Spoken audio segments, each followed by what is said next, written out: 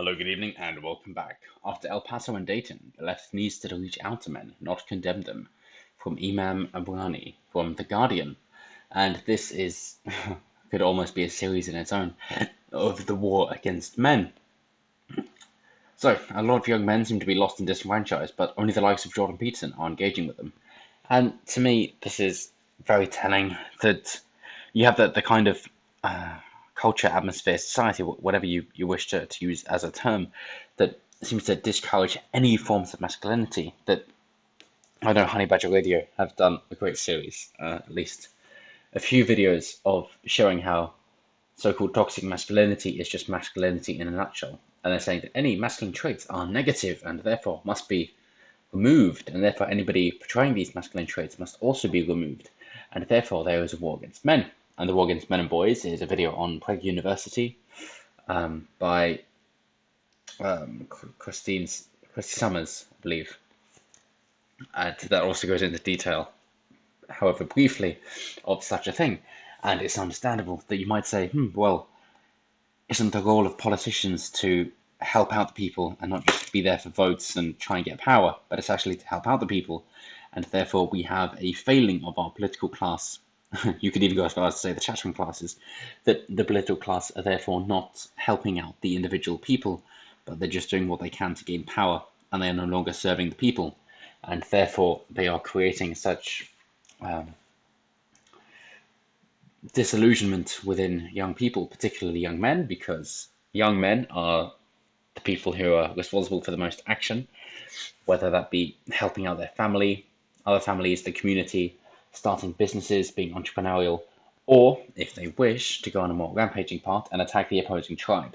And as it happens, the opposing tribe seems to be the mainstream media. You can understand how suicides in the developed world are skyrocketing. They are ridiculously high. In South America, gun deaths is 30,000. Yes, because two-thirds of them are suicide. And you might say, oh, well, what about tall buildings? Like they're not responsible for high deaths. It's like, yes, except for in Hong Kong, in which case, yes, they are. In which case, it doesn't matter whether you're white or whatever race you are. If you're in this system and you can't speak up and you feel silenced and you can't do anything, you're going to kill yourself because that is the only way out from this intolerable hell. No matter what you do, you cannot get started. You cannot make a difference. You cannot do anything to give your life purpose.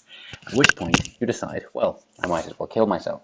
But what if it's bad enough that killing yourself isn't good enough? What if you want to hit back against the system, whatever system you envision it to be, and therefore attack the people who might be responsible for it, or at the very least try and make a name for yourself, at which point you take on mass killings? Whether that be, they say that the way the shootings or suicide bombings or knife attacks are politicized depending on the backgrounds of the perpetrators and the victims shows how successful these acts are in deepening divisions in society. And that's one of the intentions that the perpetrators share, no matter their race or politics. Well, exactly. If young men feel disenfranchised, they're still going to do what they feel is right. And if they feel attacked no matter what they do, then they're going to attack as many people as they can. Men are more active than women. That is just a biological fact. And you can say, well, yes, that is because men should have more sex than women because then they can give their genes around, because they will take a few minutes, whereas women will take 9 months. And they also say, thank God, that, well, they say, oh, well, better gun laws would help, but there are still going to be stabbings. As we say, tougher gun laws would certainly help, but the tactics to use knives, lorries, or homemade explosives to kill and maim if that's what they set out to do. And they blame Trump because, of course, they fucking do, because they can't take any personal responsibility. They're actually defending Peterson in this article, so well done, Guardian. And yes, maybe take on some responsibility. Maybe, as Jocko Willink would say, take extreme ownership. Wouldn't that make a lovely change? So surely the question we need to ask runs deeper, be it anti-Hispanic, anti-Muslim, anti-Western, anti-women, anti-black, anti-Semitic, anti-LGBTQ, whatever other letters you wish to add a plus, because you can't remember them all. But why are so many young men prone to being radicalized in this way? Well, I've already told you. So they say, as a journalist, I have covered stories in male-dominated spaces, from culture and sport to knife crime and terrorism, and I've noticed that conversations around the relationship between masculinity and violence are often dragged into a partisan debate, Why the fuck should that happen? Where the left seemed to demonize men and the right claimed ownership over masculine identity. Yes, it's basically saying the left, oh, biology doesn't matter, and the right is saying, yes, it does. And if the right, as they're conserving, but they're supposed to be conservative, but they don't seem to be conserving much, they're now just traditionalists, I suppose, would say organized religion helps because it helps to give you a purpose. Jordan Peterson, whose book 12 Rules for Life is an international bestseller and whose videos on YouTube have amassed millions of views, I am one of their many viewers, remains a problematic figure due to some of his ideas. How the fuck? He's been accused of having an alt-right audience. Although, and this is how to fucking disprove it, thank you Guardian, I was surprised when I went to an event of his in Birmingham to see quite a few men in the audience who described themselves as Jeremy Corbyn supporters, lefties, and even Marxists. Yes, all the more reason to condemn Marxism and communism wherever you can, the good doctor. Peterson's main tenet was that men and women need purpose and responsibility if they are to find meaning and direction in life. Yes, and well, that's exactly it, isn't it? But how the hell do you find meaning and purpose? What he says is, you pick up a weight and you fucking run with it. You find whatever challenge it is that you need to overcome, and you work to overcome it. You find the people you care about, you love, and you try and make their life better. You put yourself into the world, speak truth, do what is right, not what is expedient. And within that, you can find purpose and meaning. In a seemingly fractured, back to the article, in a seemingly fractured world where organized religion is in decline, this point strikes me as an important one, especially when looking at the profiles of the men who are committing these horrific acts of violence.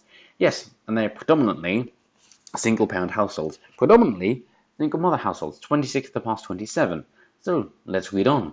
Men who have grown up in disrupted families and gone through the care or prison systems have become more prone to radicalization. Oh my god, you're saying through the care or prison systems, as in through the care systems, as in that parents helping their children is actually better than state-sanctioned care? Wow, you mean to say the parents are better than the state? Funny that. How about we stop trying to destroy the families then? Often they have little to no engagement with spirituality, politics, or religion earlier in life, but are drawn to a vision of the caliphate, posturing, or isolating, whatever. Doesn't matter. They're drawn to whoever wishes to bring them in, whoever wishes to give them a sense of family, a sense of meaning, a sense of community. These people who have been pushed aside and they don't care and they feel isolated, ostracized, they feel evil because of everything that they're hearing. They then think, oh, I actually have a purpose, I actually have meaning, somebody actually cares. Then yes, of course they're going to do this, because why the fuck not? They want to die anyway, so they want to actually have a purpose to it before they die. That's completely understandable. They go on to mention Anders Breivik, Redon Tarrant, Great, Netherlands, and Christchurch. Back to Peterson, his biggest critics accuse him of being a pseudo-intellectual and dismiss him as an alt-right icon. Fucking bullshit, isn't it? If you ever hear what people say about him, you actually have listened to him. Yet few on the left offer up well-developed ideas on the crisis of masculinity and the role of men. Thank fucking God for you. Certainly there was no one who was speaking to lost and disenfranchised males with anything like his reach. It's not enough simply to call it the patriarchy, toxic masculinity, or misogyny. No, considering none of these things seem to be existent in the world. You might say, oh, misogyny, in which case, yeah, cool, but it's not systemized, it's not systematic, in which case it's not the patriarchy, in which case it doesn't fucking matter. Individual differences happen, and thank Christ for that, because that's where we get ideas and innovation. Toxic masculinity, as in masculinity, yeah, fuck off. Addressing the perceived lack of purpose and meaning in these people's lives would be a first step in engaging the growing number of disillusioned young men whose frustration, fear, and anger is currently being harnessed by hardliners, be they jihadist recruiters or Trump. Or Trump, really? Really? Fuck off. If you wish to go into these circles and see, oh, like what's Trump doing for the white identitarians, if you will, they fucking hate him. Surely Richard Spencer on CNN proved that. They doesn't like him at all. It isn't about sympathy or excuses. Why not actually sympathise with the men? Wouldn't that be a nice fucking change? Wouldn't it be nice to actually think, oh, hang on, young straight white men, or young men, whatever you want to choose, they're actually people. They actually have feelings. They actually need care and support. I'm not going as far as to say enforced monogamy. No, of course not. But wouldn't it be nice to actually say, these people are human, and maybe they actually deserve some human decency. But they don't give a shit about that, because they're still the outsiders. So it isn't about sympathy or excuses. It's about identifying patterns and breaking them and offering solutions. Yeah, what are your fucking solutions? The final solution? Yeah, great. Here's your Right-leaning men are more masculine and actually designed by women, including feminists, and then left-leaning men think, oh, I might be gay or trans, maybe I'm actually a woman, I'll wear a dress. Yeah, how desirable are they? Not at all. The only way we can do that is to come off the partisan political script and ask questions about the complex issues surrounding men. Until we do that, we'll be stuck in the same never-ending cycle. Thank you. Some fucking sense from The Guardian for once.